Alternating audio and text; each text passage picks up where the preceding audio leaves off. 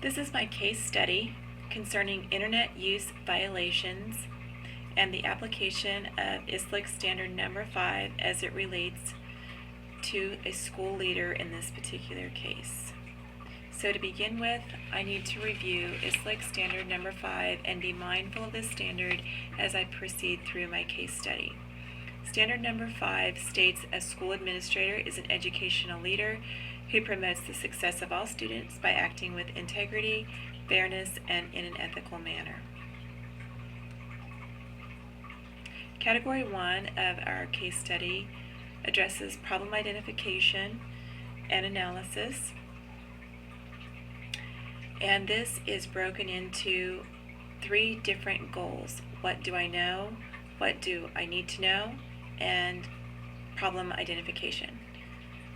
So the first goal, what do I need to know? I have subcategories of what do I know about Ms. Walker, what do I know about Dr. Forbes, and what do I know about the incident. What do I know about Ms. Walker? I know that Ms. Walker is a highly qualified second-year teacher. I know she teaches specialized science courses at Roosevelt High School. I know her courses are rigorous and she has a serious approach to instructional delivery. I know her students in her classroom experience high levels of stress due to her stringent expectations. What do I know about Dr. Stephen Forbes? I know that Dr. Forbes has been a principal of Roosevelt High School for 9 years. I know that he has been principal of the year 2 years ago. He is respected by parents. He is focused on maintaining a reputation as principal of the most prestigious high school in the state. He has received numerous calls from parents concerning Ms. Walker's expectations. He has discussed techniques with Ms. Walker to reduce student stress and increase positive interactions, but she has not successfully implemented his suggestions. What do I know about the incident? I know that Ms. Walker received an email message which linked to a website with a personal message containing suggestive comments, vulgar curse words, and the comment, "Who wants Ms. Walker to disappear?" Ms. Walker believes this message to be a threat on her life. Ms. Walker contacted Dr. Forbes by phone, and at Dr. Forbes' request, she forwarded the email to him. I know that Dr. Forbes thought the web page was a prank, but asked for names of students who were unhappy with Ms. Walker. And after Ms. Walker thought about that question that Dr. Forbes asked her, she came up with the name of Randy Franks as a student who she thought did this. On the second goal, what do I need to know? I need to know who created the website and sent the email. I need to know if the students of Roosevelt High School were involved. I need to know if the website was created using a school computer and the email, was it sent from the school computer? I need to make sure that I am absolutely positive on the district policies concerning cyberbullying and internet ethics. I need to know if Ms. Walker has notified law enforcement or shared this information with any other individuals. And I need to know what additional supports need to be in place for Ms. Walker personally and professionally. The third goal under problem identification and analysis would be to identify the problem. And to me, I believe the problem to be twofold. The first portion, Ms. Walker has received a threatening email concerning the rigor in her classroom. In addition, the message contained a comment which Ms. Walker perceived as a threat on her life. And the second portion, Ms. Walker has failed to create a positive learning environment. She lacks positive rapport with her students and their parents. Category 2, the proposed plan of action and strategies in our case study. I'll begin with the plan, the proposed plan of action. I would report the incident to the superintendent and director of personnel. I would contact appropriate law enforcement agencies. I would brief appropriate high school personnel on the incident. I would provide appropriate support and security measures for Ms. Walker. I would contact the Director of Technology for analysis of origin from the email and the website. I would increase community awareness concerning internet ethics and cyberbullying. As far as the strategies that I would use in the implementation of the previously mentioned plan, when I would report the incident, I would do that as a phone call to the superintendent and appropriate law enforcement agencies. Collaborate with district administration concerning the appropriate protocol and district policy. And meet with school counselors, school resource officers, assistant principals, and department heads to provide necessary support and security for Ms. Walker.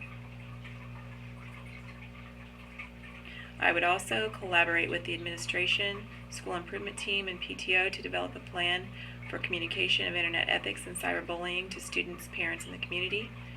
And I would sign an instructional strategist to collaborate with Ms. Walker in the development and implementation of strategies needed to create a positive classroom learning environment. Category 3 of our case study is resolving the issues based on promoting the success of all students. To promote the success of all students, I feel the school climate needs to be open, engaged, and connected with the community. And this has been accomplished by the team consisting in part of members of the community, PTO, and school personnel, which was created to bring awareness to the internet ethics and cyberbullying issues. To promote success of all students, I believe the students need a safe and positive classroom learning environment. And to address this issue, Ms. Walker was provided support and training for successful implementation of strategies necessary to create positive learning environments for herself and her students. Ms. Walker had felt the message was a death threat, so appropriate support and security measures were implemented. To promote the success of all students, a plan of action based on facts led to a fair and ethical resolution, and in addressing that issue, Ms. Walker had thought Randy Frank sent the email, but a full investigation was necessary before assigning guilt. Category 4 of the case study addresses debriefing the problem by reflecting on what you were thinking, feeling, and valuing, and by identifying issues that were unresolved or open to further investigation. This section allows you to bring your own meaning to the analysis of the case. So, on the portion of reflecting on what I was thinking, feeling, and valuing, I valued the safety of the staff and students. In today's world of internet use and social media, and in light of the school violence that has taken place in the recent past, you have to take any threat like this seriously. The feelings that I felt was an urgency of the situation and the importance of obtaining district level and law enforcement support. My thoughts as I was reflecting on this case was student behavior, wondering if the students of Roosevelt High School were indeed involved, classroom environment of Ms. Walker and how that may have led to students feeling alienated, and the overall school climate of Roosevelt High School if this was indeed taking place with students.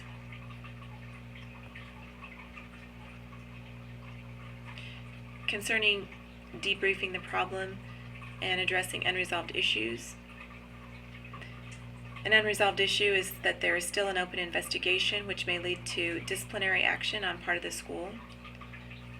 There is still an unresolved issue in the fact that Ms. Walker needs to create a positive classroom environment, and there needs to be supports to make that necessary. And there is also a need to bring the school and community awareness to the issue of internet ethics and cyberbullying.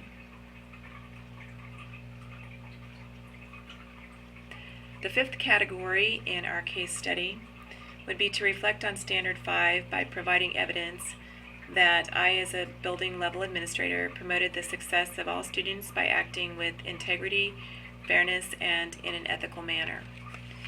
This is broken into 3 components. The first component is, how did I, as a building level administrator, demonstrate a sense of integrity and ethical behavior that serves as a model for all members of the school community? I demonstrated a sense of integrity and ethical behavior by immediately reporting the incident to the appropriate authorities, by making certain that proper supports were in place to ensure the safety and security of staff and students, and I demonstrated integrity and ethical behavior by basing any decisions and plan of action on facts.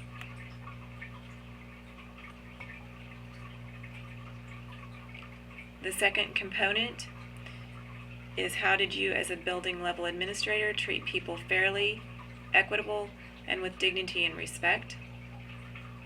I did this by respecting the seriousness of the threat to Ms. Walker and providing appropriate supports, by not falsely accusing students, and by following district policy concerning cyberbullying, which outlines disciplinary actions associated with this.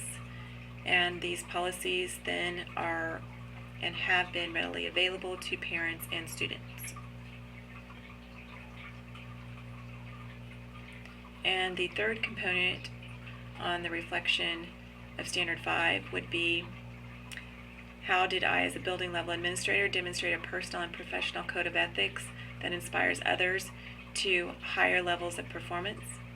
I did this by collaborating with the appropriate district administrators and authorities concerning this matter. I created a support system for Ms. Walker, and I organized a team to bring awareness to the issues of cyberbullying and internet ethics. In conclusion, I would like to draw your attention to an article that I found concerning death threats that teachers have had placed upon them by children and or parents through social media and online sources. And part of the article I have here, which highlights what we are dealing with here in this case. Teachers are facing death threats and malicious allegations of pedophilia are among comments being posted online by pupils against teachers, according to a new survey. The poll of more than 1,000 teachers shows 42% of those who responded said they had suffered insulting comments, allegations of inappropriate behavior, or derogatory comments about their performance. Worse still, some were accused of being rapists or told that their throats would be slit. The majority of pupils making these comments were of secondary age, 60% in fact, but a substantial minority were primary school students. Parents, too, used internet sites to threaten teachers. In all, 16% of teachers said they had faced cyberbullying from parents and students. 2/3 of those threatened had reported the incidents, but felt that they did not receive adequate response. Almost half claimed they lacked the lack of support, while only 29% felt appropriate action had been taken. In all, 70% said that they did not think that their schools had specific policies to deal with internet threats. The majority of the teachers were targeted on Facebook, which is 77%, with 21% saying they had suffered abuse on ratemyteacher.com. Some websites had shut down pupils' pages after complaints, although the majority of complaints were unheeded. And an individual that was quoted in this article added, "It is clear some employers are seriously failing in their duty of care by neither having appropriate policies in place nor taking incidents seriously when reported." Thank you.